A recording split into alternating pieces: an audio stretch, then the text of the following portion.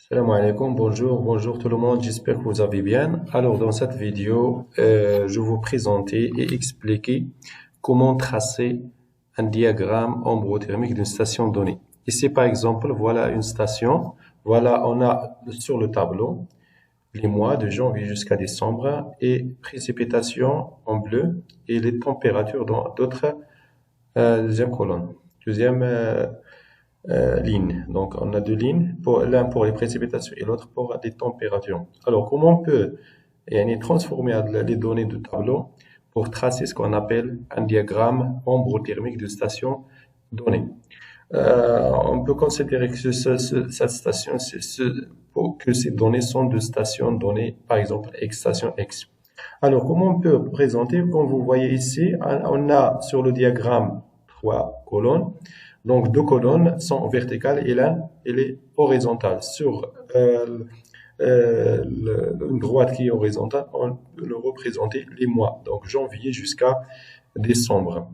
Comme vous voyez ici, il faut mettre un carré pour chaque mois. Par exemple, un carré représente 30 mois, 30 jours, pardon, pour 30 jours.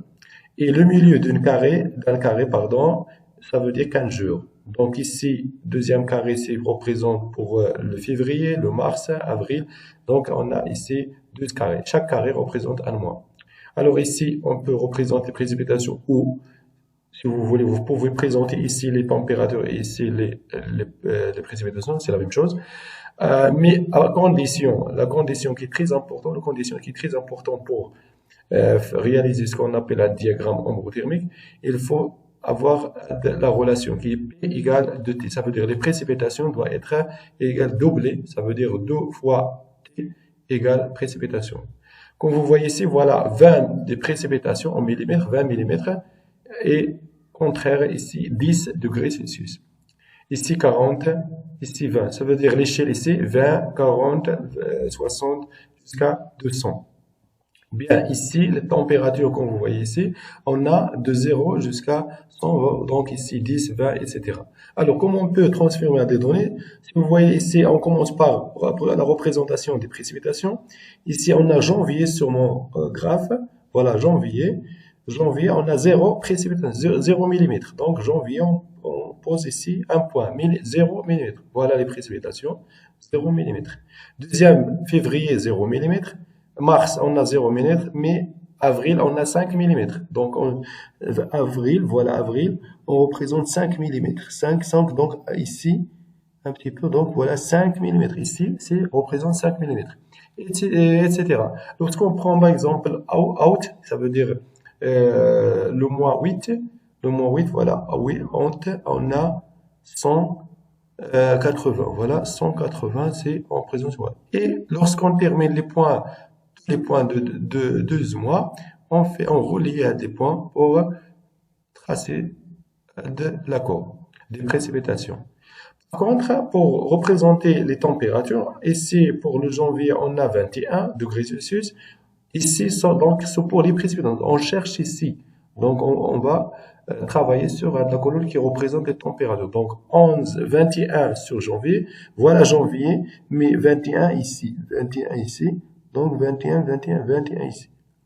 Donc, 25, voilà, température 25, donc 25 ici. Voilà, 25 ici, on va avoir 25 et on va projeter février. Donc, out, voilà, juillet, lorsqu'on prend juillet, voilà, juillet, on a 30 degrés Celsius, donc juillet, 30 degrés Celsius. Et lorsqu'on termine, on va relier à des points par une courbe. Donc, à la fin, on peut déduire que ces deux courbes se recoupent. Là, il y a une intersection de deux points. Des points d'intersection, on fait une projection verticale.